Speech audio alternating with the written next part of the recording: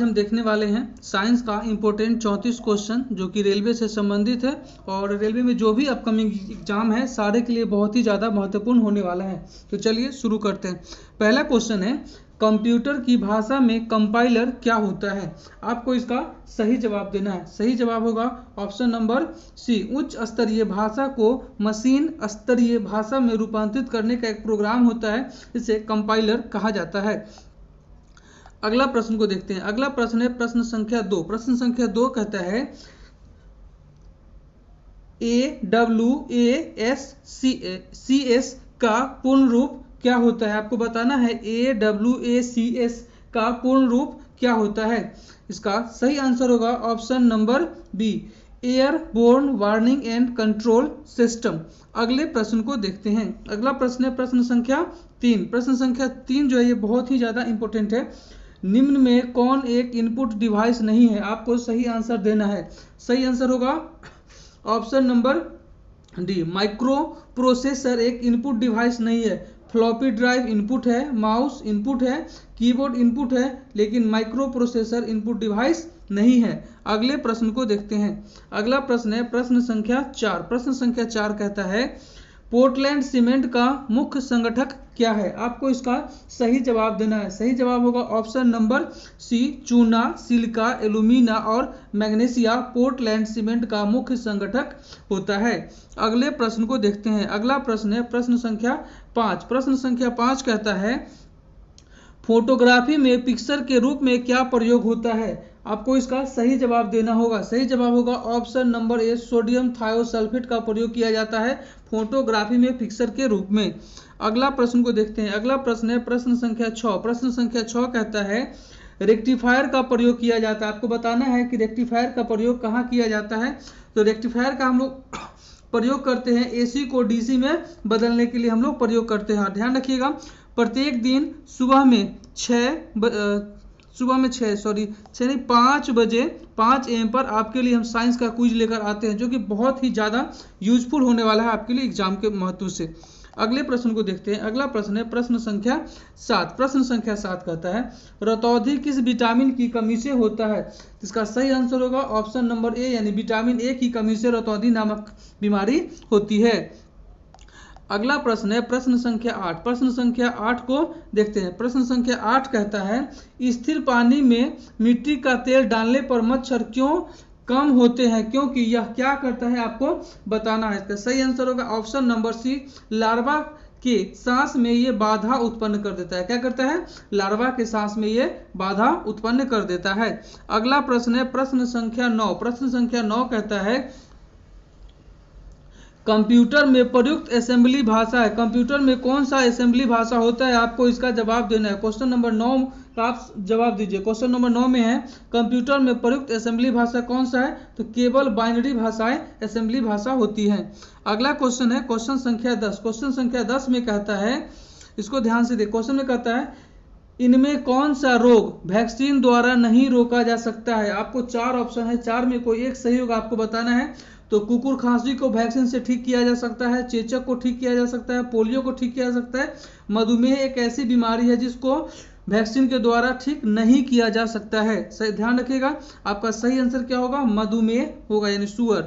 अगले प्रश्न को देखते हैं। अगला प्रश्न है प्रश्न संख्या 11। प्रश्न संख्या 11 में कहता है स्पॉन्डिलिजिट नामक रोग किस अंग को प्रभावित करता है? 11 नंबर क्वेश्चन का जवाब दीजिए। सही आंसर होगा मेरुदंड को प्रभावित करता है। अगला प्रश्न है प्रश्न संख्या 12। प्रश्न संख्या 12 कहता है वॉशिंग सोडा या धोने का सोडा क्या है? आपको बताना है कि वॉशिंग सोडा जो होता है वो क्या होता है। तो ये होता है सोडियम कार्बोनेट। क्या होता है? सोडियम कार्बोनेट होता है। अगले प्रश्न को देखते हैं। अगला प्रश्न है प्रश्न संख्या 13। प्रश्न संख्या 13 कहता है रासायनिक यौगिक का सबसे छोटा संभावी यूनिट क्या है?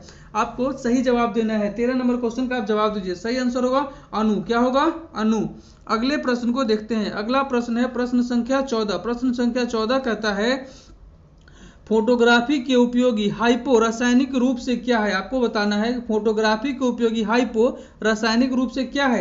आप इसका जवाब दे सकते हैं। जवाब दीजिए कमेंट बॉक्स में आप। इसका सही आंसर होगा सोडियम थायोसल्फेट।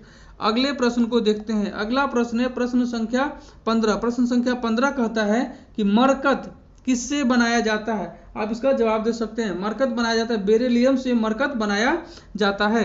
अगले प्रश्न को देखते हैं। अगला प्रश्न है प्रश्न संख्या 16। प्रश्न संख्या 16 कहता है किसके कमी के कारण अरक्ता होती है? एनीमिया नामक बीमारी जो होती है किसकी कमी के कारण होता है? तो सही जवाब होगा ऑप्शन नंबर डी, यानी लोहा की कमी से क्या होता है? एनीमिया नामक बीमारी होता है। अगला प्रश्न है। अगला प्रश्न है प्रश्न संख्या 17।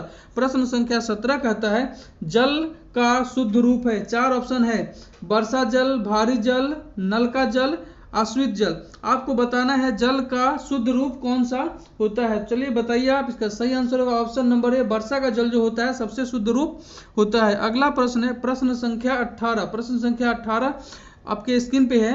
नीली क्रांति किससे संबंधित है? 4 ऑप्शन है आपके स्क्रीन पे, आपको बताना है सही आंसर क्या होगा। सही आंसर होगा ऑप्शन नंबर डी, मत्स्य उद्योग से संबंधित है नीली क्रांति।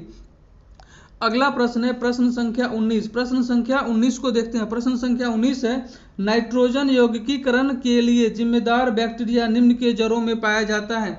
4 ऑप्शन आपके स्क्रीन पे, आपको सही आंसर बताना है। सही आंसर क्या होगा? ऑप्शन नंबर सी आपका सही आंसर है। सीबी के पौधे के जड़ों में बैक्टीरिया वो पाया जाता है। अगला प्रश्न को देखते हैं। अगला प्रश्न है प्रश्न संख्या 20। प्रश्न संख्या 20 कहता है लोहे का सबसे बहुल स्रोत क्या है? आपको बताना है लोहे का सबसे बहुल स्रोत क्या है। 20 का सही आंसर बताइए। सही आंसर होगा हरी सब्जियां लोहे का सबसे बहुल स्रोत मानी जाती है। अगला प्रश्न को देखते हैं। अगला प्रश्न है प्रश्न संख्या 21। प्रश्न संख्या 21 कहता है, उसको देखिए। 21 कहता है टोएथिललेट टीएल पेट्रोल में क्यों मिलाया जाता है? आप कमेंट बॉक्स में इसका जवाब दीजिए। इसका सही आंसर होगा ऑप्शन नंबर डी,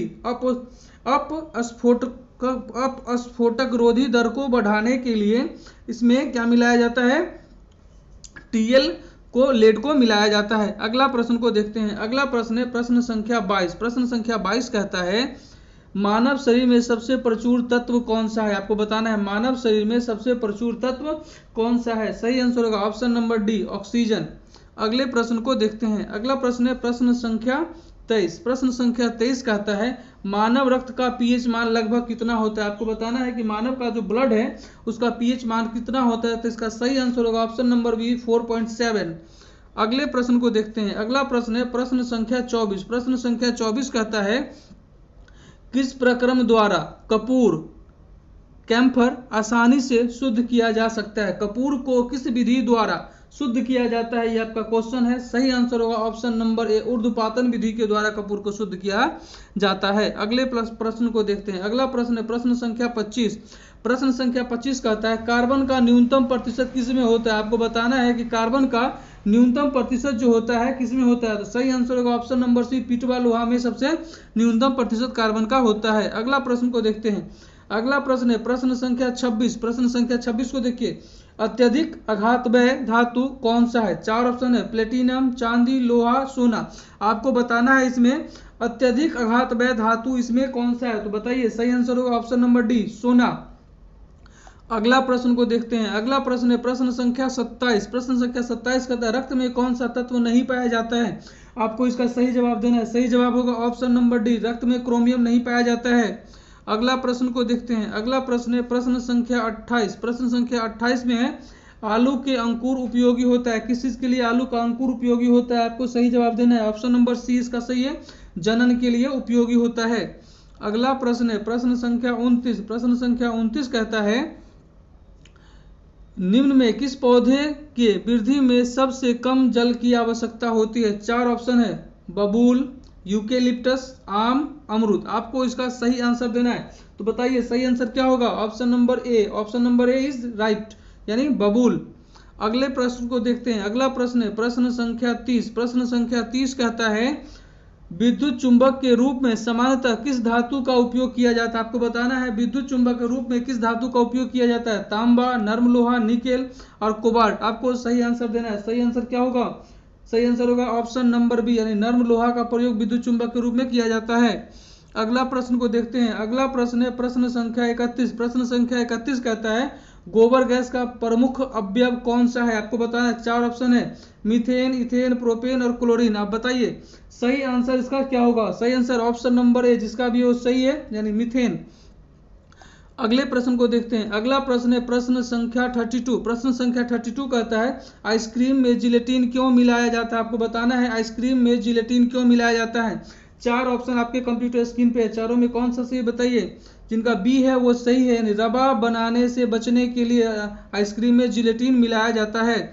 अगला प्रश्न को देखते हैं। अगला प्रश्न है प्रश्न संख्या 33। प्रश्न संख्या 33 कहता है एनाटॉमी विज्ञान की वह शाखा है जिसका संबंध है, एनाटॉमी का किससे संबंध है? 4 ऑप्शन आपके स्क्रीन पे, आप चारों में एक सही है। आप बताइए सही क्या होगा? सही होगा ऑप्शन नंबर ए। जिस भी बच्चे ऑप्शन नंबर ये बता रहे हैं उनका सही, यानी प्राणी एवं पौधों की रचना से संबंधित है एनाटॉमी।